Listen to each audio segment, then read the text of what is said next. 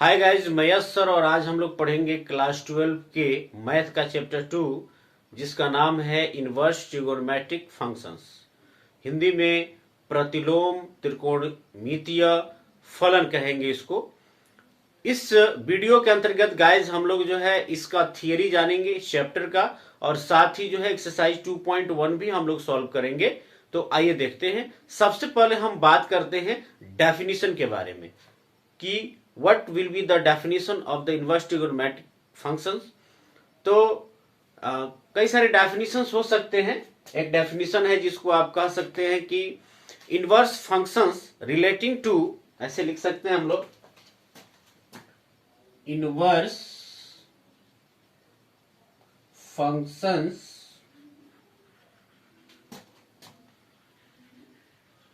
Relating to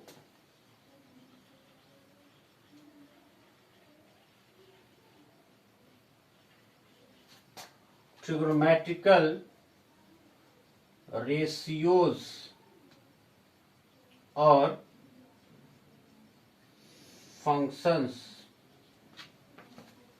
are called inverse trigonometric functions। जो trigonometric function हम लोगों ने पढ़ा था गाइस, क्लास 10th में आप लोगों ने पढ़ा होगा, क्लास 11th में आपको मिला जो बेसिक जो ट्रिगोनोमेट्रिक फंक्शन हैं, कौन कौन से हैं। तो आपने पढ़ा होगा sine, cosine, tangent, cotangent, okay, cosecant and secant. ये 6 आपने जो बेसिक ट्रिगोनोमेट्रिक फंक्शंस पढ़ा होगा। इन ट्रिगोनोमेट्रिक फंक्शंस के जो इनवर्स हैं, जो इनका प्रतिलोम है, उसके बारे में हम लोग पढ़ेंगे। इस बेसिक ट्रिगोनोमेट्रिक फंक्शंस के बारे में आपको डीपली यदि जानकारी लेनी है, इसके बारे में जानना है, तो जरूर आप जो है मेरा एक वीडियो है जो अपलोड किया हुआ है क्लास 10th का मैथ का, उसको आप देख लेंगे तो आपको क्लियर हो जाएगा। तो आइए इसमें हम लोग बेसिकली बात क्या करने वाले हैं गाइज। जैसे हम लोगों ने पढ़ा कि मान लीजिए कि x बराबर साइन थीटा, तो यहाँ x बराबर साइन थीटा, जैसे थीटा का वैल्यू कुछ भी हो, 0 डिग्री हो, 30 डिग्री हो, 45 डिग्री हो, जैसे हम लोग लिख देते हैं theta is equal to 30 degree पे, तो साइन 30 इज इक्वल टू क्या हो जाएगा 1/2। ठीक है, तो यहाँ थीटा नोन रहने पर जो है हमने x का वैल्यू यहाँ निकाल लिया। बट अब इसमें जो है ये हम लोग ट्रिगोनोमेट्रिक फंक्शंस में करते हुए आए हैं, क्लास 11th में हम लोगों ने किया है, 10th में भी हम लोग किए हैं, लेकिन इस चैप्टर के अंतर्गत जो है इसका इनवर्स हम काम करेंगे। यानी x is equal to sine theta था, तो अब हम इसका इनवर्स में क्या काम करेंगे, theta is equal to sine inverse x। यानी अब ये जो यहां हमने x का वैल्यू 1/2 निकाला था और निकाला था, थीटा मालूम था, अब हम क्या करेंगे कि ये 1/2 मालूम है, थीटा कैलकुलेट करेंगे। जैसे यदि दे दे कि साइन इनवर्स 1/2, तो क्या इसका वैल्यू होगा।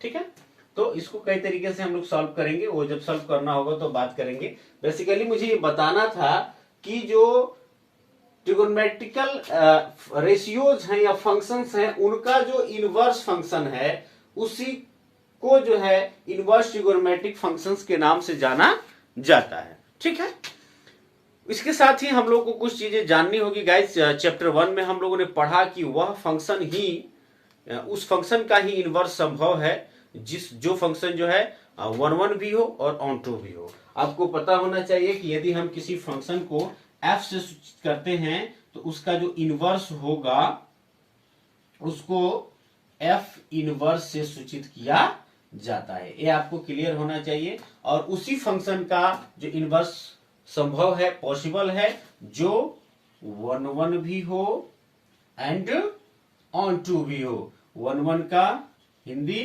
एक भी हो और आच्छादक भी हो। तो ये आप क्लियर रहेंगे कि जो फंक्शन जो है 1 भी होगा और ऑन टू भी होगा, उसी फंक्शन का जो है मात्र इनवर्स संभव हो सकता है।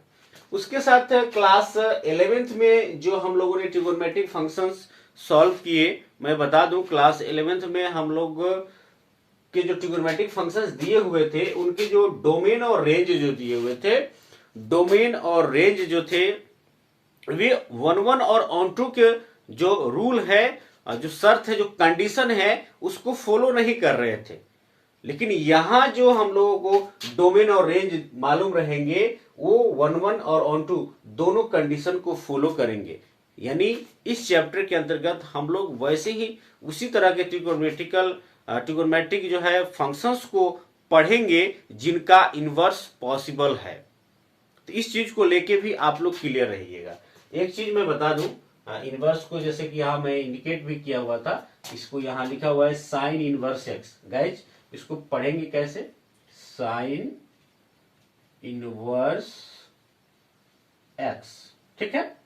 या इसको और पढ़ सकते हैं आर्क साइन एक्स। ये भी ध्यान रखिएगा, इसको ऐसे भी पढ़ा जाता है, जैसे थीटा इज इक्वल टू हो जाए कॉस इनवर्स एक्स, यानी इसको ऐसे ही पढ़ेंगे कॉस इनवर्स एक्स या आर्क कॉस एक्स। तो ये रीड करने का तरीका भी आपको क्लियर होना चाहिए। अब देखिएगा, एक्सरसाइज 2.1 को सॉल्व करने से पहले कुछ फॉर्मूले हैं जिन पे आपकी पकड़ होनी चाहिए, जिस पे आपका कमांड होना चाहिए, तब जाके आप जो है 2.1 को इजीली सॉल्व कर सकते हैं। तो सबसे पहले जो आपकी स्क्रीन पे दिखाई दे रहा है, जो क्लास 10th में आपने पढ़ा है, ये फॉर्मूला जरूर आपको क्लियर होना चाहिए। और इसके साथ ही कुछ और फॉर्मूले हैं जो इस चैप्टर से संबंधित फॉर्मूले हैं, उन फॉर्मूलों को भी हम लोग देखेंगे। तो आइए देखिएगा गाइस, सुविधा के लिए मैंने फॉर्मूला लिख दिया है यहाँ पे, इसको थोड़ा सा हम लोग डिस्कस करेंगे। देखिए फंक्शन मैंने लिखा है, डोमेन ऑफ द फंक्शन लिखा है, फिर रेंज लिखा है। रेंज का मतलब आप समझ लेंगे कि रेंज का मतलब होता है रिजल्ट।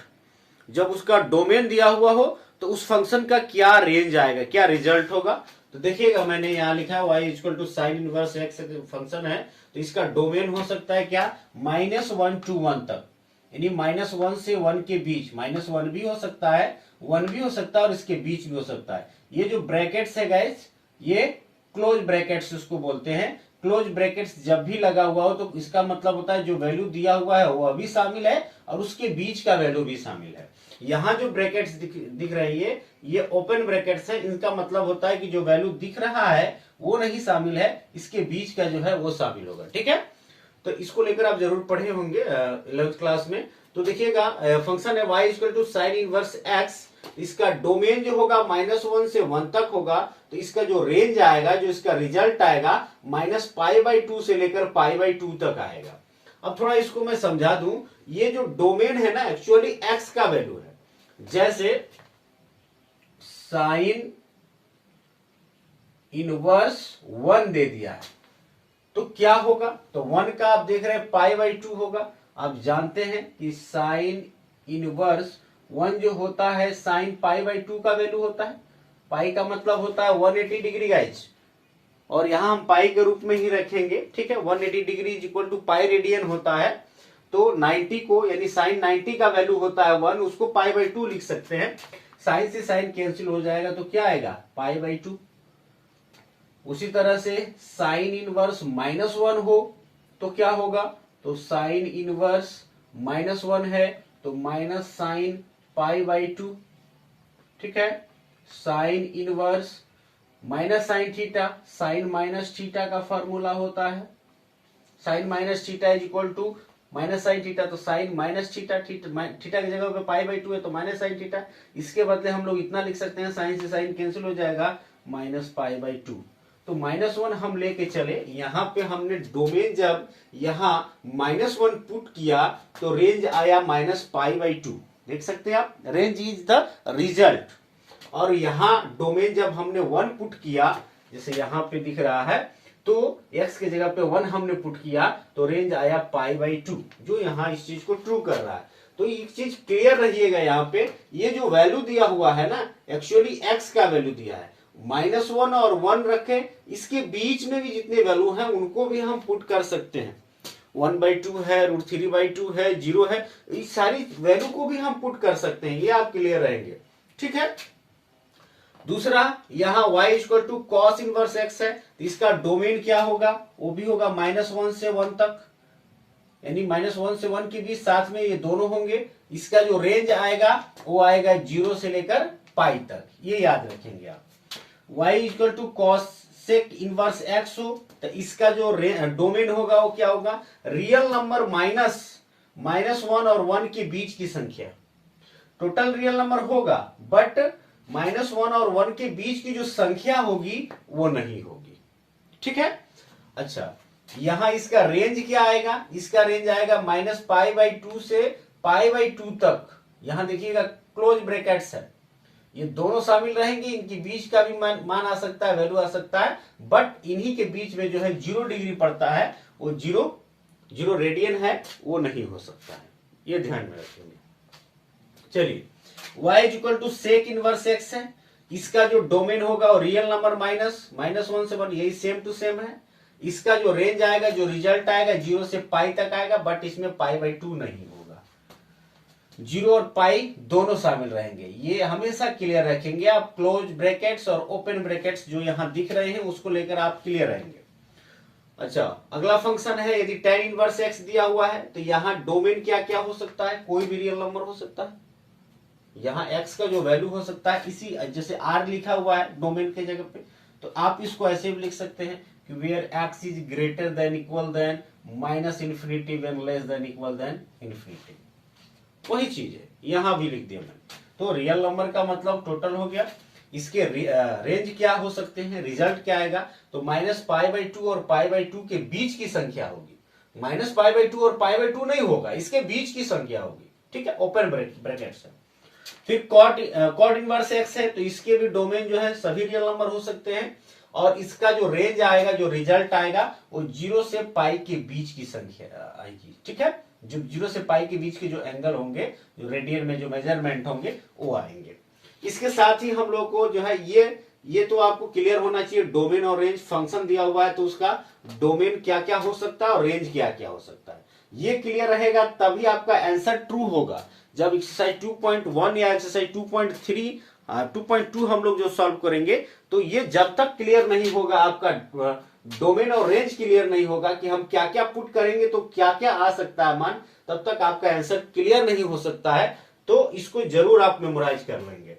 उसके साथ 2.1 के लिए जो है ये कुछ और फॉर्मूले हैं जिसको जानना जरूरी है। जैसे साइन इनवर्स -x, तो आप जानते हैं कि साइन -θ इज इक्वल टू होता है -sin θ। तो इसी तरह से काम किया गया है यहां भी guys, sign inverse -x minus sign inverse x, cosec inverse -x minus cosec inverse x, tan inverse -x minus tan inverse x, ये तीनों एक टाइप के हैं। ठीक है, उसके बाद से है कॉस इनवर्स -x, कॉस जो है माइनस को खा जाता है, लेकिन pi minus cosec inverse x, sec inverse -x pi minus sec inverse x, cot inverse -x pi minus cot inverse x, ये तीनों एक टाइप का है। ये भी आपके साथ पास क्लियर रहना चाहिए कि ये साइन इनवर्स -x हो, कॉसेक इनवर्स -x हो, tan इनवर्स -x हो, तो क्या होगा, और कॉस सेक और कॉट में हो, कॉस सेक और कॉट के इनवर्स में का जो है एंगल, जो है इसका जो एंगल नहीं है, ये वैल्यू है माइनस में हो, तो फिर इसका pi minus cos inverse x, pi minus sec inverse x और pi minus cot inverse x respectively होगा। ठीक है, तो ये जो यहाँ पे हमने एक डोमेन और रेंज लिखा और ये जो फॉर्मूला लिखा है, ये यदि क्लियर है तो आप इजीली जो है एक्सरसाइज 2.1 को सॉल्व कर सकते हैं। आइए हम लोग देखते हैं। ठीक है, क्वेश्चन है, कहता है एक्सरसाइज 2.1 करते हैं गाइस, इसको मैं मिटा दूं, इसको क्लीन कर दिया जाए। ये पे हम लोग करेंगे, कोई ज्यादा टफ चैप्टर नहीं है। एक्सरसाइज 2.1, ठीक है, कह रहा है कि find the principal value of the following, find the principal value. देखिए एक नया एक और वर्ड आ गया, principal value of the following, of the following. ठीक है, ये प्रिंसिपल वैल्यू की बात है गाइस।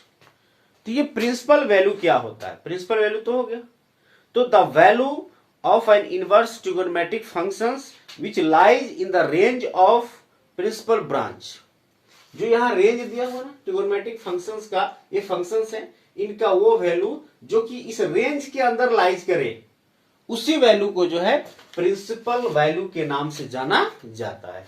यानी जब भी इसका जो डोमेन आप पुट करेंगे, जो भी डोमेन वहां दिया रहेगा, उसका जो आप हमेशा जब रेंज कैलकुलेट करेंगे ना, तो रेंज जो है इनके अंडर होना चाहिए, यानी रेंज के बीच का ही होना चाहिए। रेंज से आउट आप लेके चलेंगे तो फिर आपका आंसर यहाँ पे क्या होगा, वो गलत हो जाएगा। ठीक है, तो हमेशा जो है रेंज के अंदर लाइज करना चाहिए। आइए फर्स्ट क्वेश्चन देखते हैं। फर्स्ट दिया है साइन इनवर्स -1/2। फर्स्ट क्वेश्चन है, फर्स्ट का मैं सॉल्यूशन कर लेता हूं। आप बुक में क्वेश्चन देख लेंगे। Let y is equal to sine inverse -1/2। ठीक है, आइए इसको क्या लिख सकते हैं हम लोग, माइनस साइन इनवर्स 1/2 लिख सकते हैं। तो साइन इनवर्स 1/2 किसका वैल्यू होगा, 1/2 जो होता है, इसको इस तरह से बना सकते हैं, माइनस साइन इनवर्स 1/2 जो होता है साइन π/6 का वैल्यू होता है। साइन से साइन इनवर्स से साइन कैंसिल हो जाएगा, -π/6। एक तो ये हो गया, और नहीं तो डायरेक्ट यदि आपको वैल्यू याद है तो आप वहां डायरेक्ट पुट कर सकते हो। यहीं पे आप कर सकते थे कि -π/, क्या होगा, 6 होगा, आप यही कर सकते थे। या ऐसे आपने एक स्टेप और आगे बढ़ा लिया तो उसमें कोई दिक्कत नहीं। अब देखिए जो -π/6 है, ये क्या आपके रेंज में लाइज करता है? तो हाँ, डेफिनेटली जो है -π/2 से π/2 के बीच -π/6 होता है। तो इट बिलोंग्स टू, क्या लिख देंगे, ये रेंज यहां दिखा देंगे, -π/2 से π/2।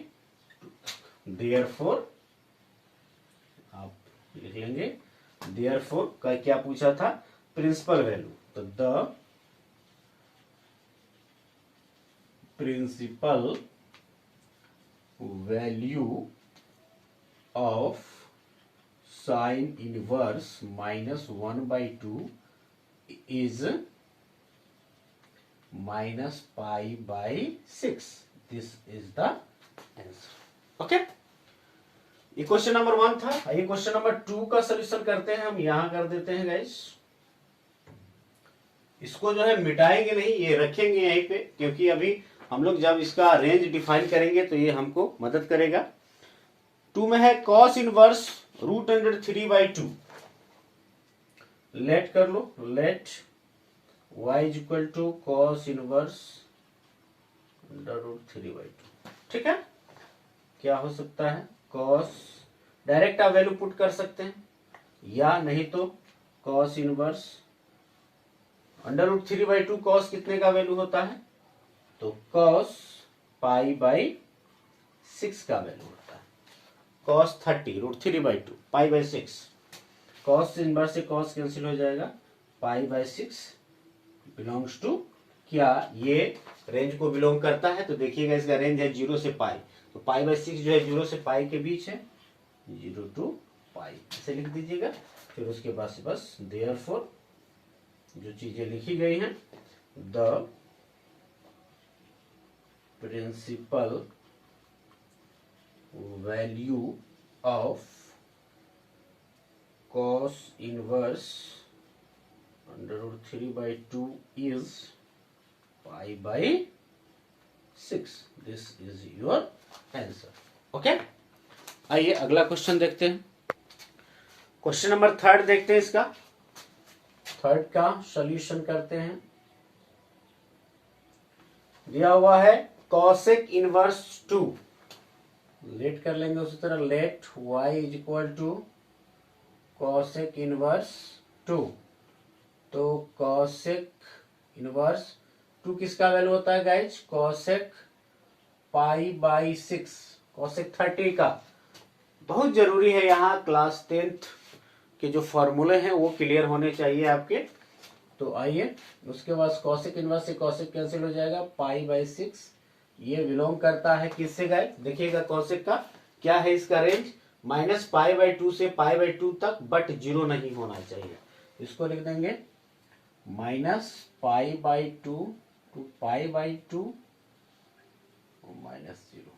ठीक है, इन्हीं के बीच π/6 जो है वो क्या करता है, इसके बीच ही पाया जाता है, लाइज करता है। तो लिख लेंगे। अब उसके बाद से देयरफॉर जो मैं लिख रहा था आप लिख लेंगे उस चीज को।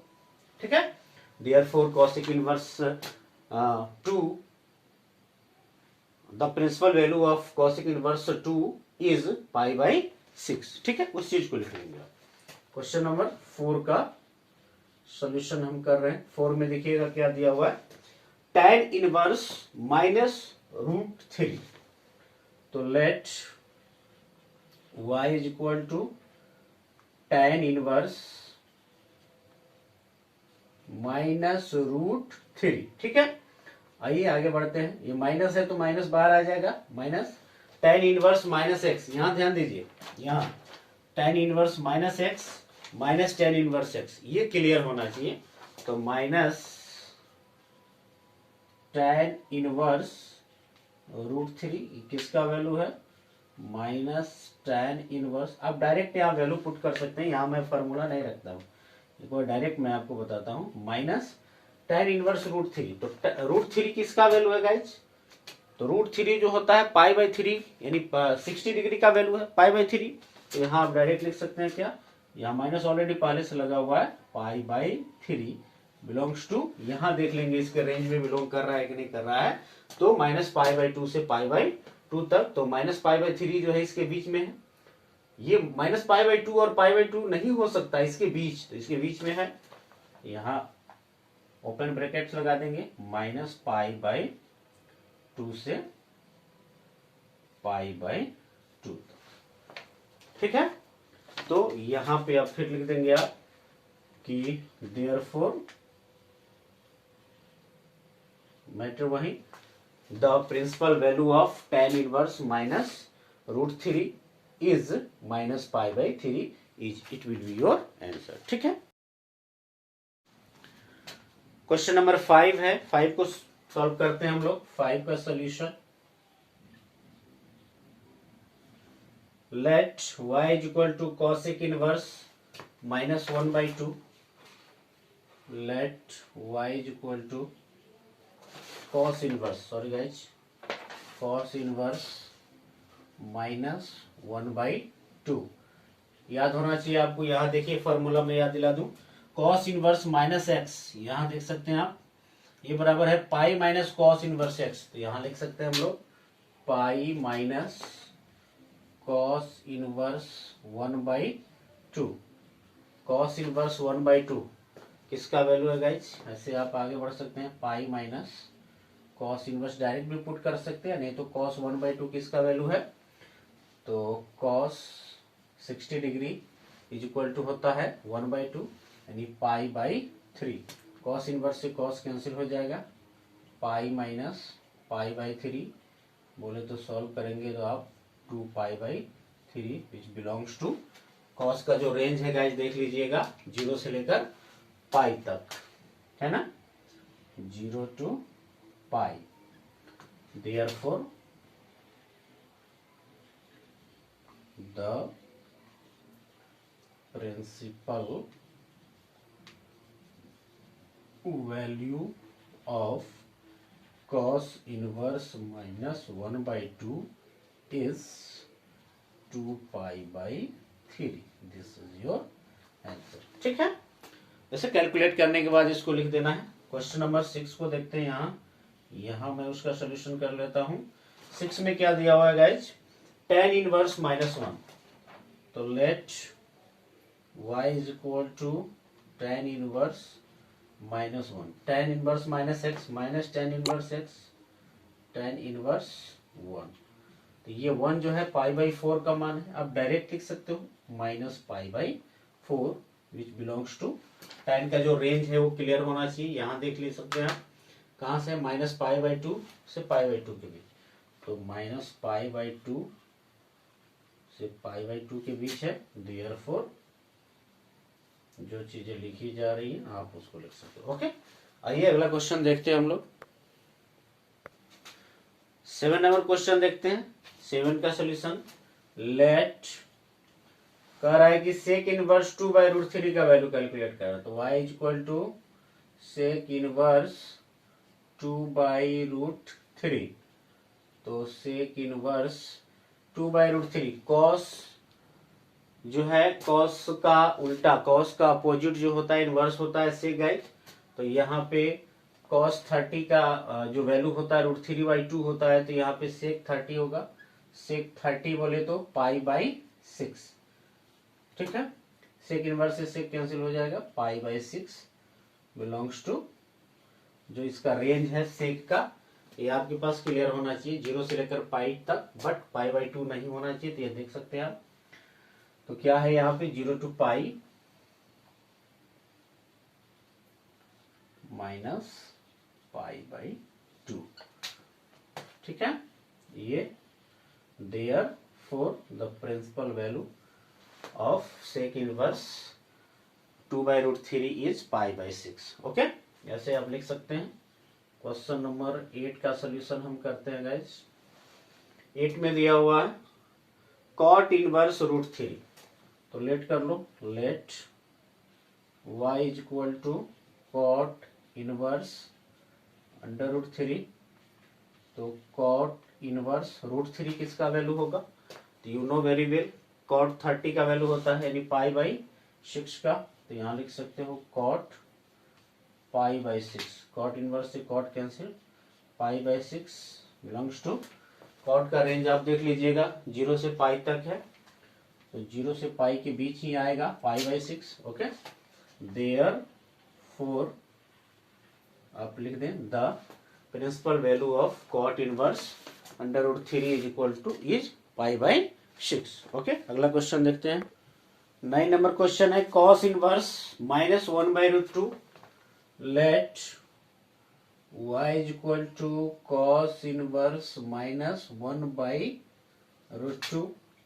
तो ये आपको इनवर्स वाला कॉस का है, याद होना चाहिए। Cos inverse -x, pi minus cos inverse x। तो इसको लिख सकते हैं हम लोग पाई माइनस कॉस इनवर्स 1/√2, पाई माइनस कॉस इनवर्स 1/√2। 1/√2 कितने का वैल्यू होता है कॉस में? पाई/4 का गाइज, 45 डिग्री, पाई/4। इसको सॉल्व करेंगे आप 3 पाई/4 विच बिलोंग्स टू कहां से कहां तक? तो कॉस का देख लीजिए 0 से लेकर पाई तक, ठीक है। फिर इसके बाद से आप लिख लेंगे therefore the principal value of cos inverse -1/√2 is 3 पाई/4। ओके, ये आप कर लेंगे यहाँ। क्वेश्चन नंबर 10 देखते हैं। क्वेश्चन नंबर 10 है कॉसिक इनवर्स -√2। 10 का सॉल्यूशन कर लेते हैं। Let y is equal to cosec inverse -√2। Okay, आइए, ये माइनस है तो बाहर आ सकता है, माइनस कॉसिक इनवर्स √2 किसका वैल्यू है गाइज? तो कॉसिक जो है पाई/4 का वैल्यू है 45 डिग्री। कॉसिक इनवर्स से कॉसिक गायब हो जाएगा, कैंसिल हो जाएगा, तो -पाई/4 लाइज बिटवीन। कॉसिक का जो रेंज है देख सकते हैं आप, -पाई/2 से पाई/2 तक, बट इसमें 0 नहीं होना चाहिए। Therefore you can write here the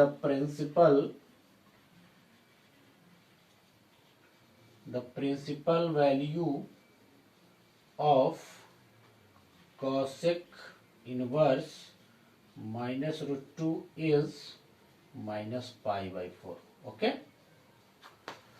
ये क्वेश्चन 10 तक हुआ। आइए उसके बाद क्वेश्चन 11 हम लोग देखते हैं। कह रहा है find the value of the following, value निकालना है। तो क्या है देखिएगा, 11 का सोल्यूशन हम लिखे हुए हैं tan inverse 1, tan inverse 1 plus cos inverse -1/2, ठीक है, प्लस साइन इनवर्स -1/2। आइए इसको सॉल्व करते हैं। tan इनवर्स 1 किसका वैल्यू है गाइज? पाई/4 का, प्लस देखिएगा cos इनवर्स माइनस में दिया हुआ है, तो cos इनवर्स -x बराबर पाई माइनस cos x, तो पाई माइनस cos इनवर्स 1/2, और ये तो साइन लग जाएगा, ये माइनस जो है बाहर आ जाएगा, plus minus minus sign inverse 1/2। थोड़ा सा आगे बढ़ते हैं। पाई/4, हमेशा जो वैल्यू हमारा होना चाहिए गाइज, ये रेंज में लाइज करना चाहिए, इस बात का हमेशा ख्याल रखना है आपको। पाई माइनस कॉस इनवर्स 1/2 किसका वैल्यू है? पाई/3 का, ओके, माइनस साइन इनवर्स 1/2 किसका वैल्यू है? तो पाई/6 का है। अब इसको अपन सॉल्व कर लेंगे, तो यहाँ 4 है, पाई के नीचे यहाँ क्या है? 1 है, 4 है, 1 है, 3 और 6 है, इसका एलसीएम जो आएगा वो क्या आएगा? 12 आएगा, तो 4 3 जो 12, 3 पाई प्लस 12 पाई माइनस 4 पाई, ओके, और माइनस 2 पाई। 6 2 जो 12, 2 से मल्टीप्लाई कर देंगे, देखो 3 और 12 15 पाई माइनस 6 पाई बाई 12, इसको आप माइनस कर देंगे, कितना हो जाएगा? 9 पाई बाई 12। तो यहाँ ये देखिएगा 3 से 3 3 जा 9, 3 4 जा बोले तो 3 pi by 4, this is your answer. Okay, यहाँ लाइज ये नहीं देखना है कि देयरफॉर या ये लाइज कर रहा है कि नहीं कर रहा है, यहाँ वैल्यू पुट करते समय हमेशा आपको ख्याल रखना है कि ये लाइज कर रहा है कि नहीं कर रहा है, ठीक है। उसके बाद से क्वेश्चन नंबर 12 कहता है cos inverse 1/2 plus 2 sign inverse 1/2। cos inverse 1/2 plus 2 sign inverse 1/2। cos inverse 1/2 किसका वैल्यू है गाइज? पाई/3 का, प्लस 2, और साइन इनवर्स 1/2 जो है पाई/6 का वैल्यू है, 30 डिग्री का, 2 3 जा 3 हो जाएगा, यानी 2 पाई/3। This is your answer.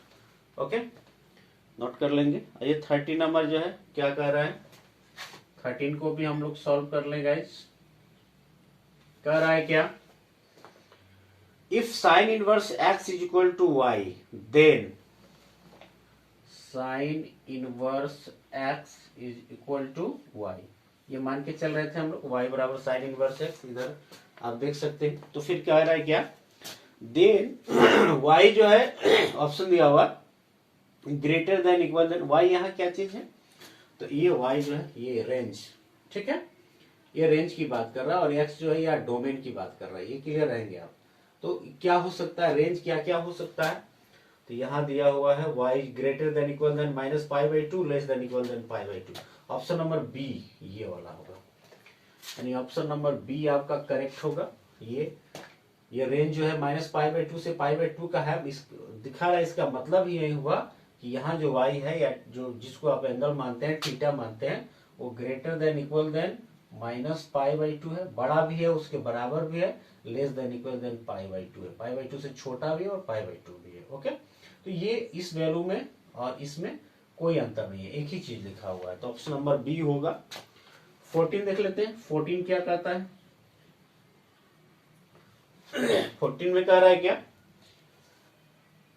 कि tan inverse √3 minus sec inverse -2 is equal to, तो इसको तो सॉल्व करना पड़ेगा हम लोग को।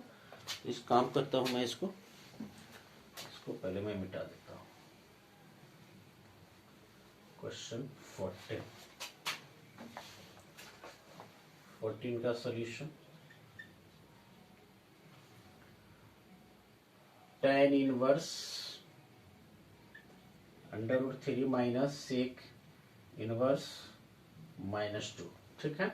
tan इनवर्स √3 किसका वैल्यू है गाइस?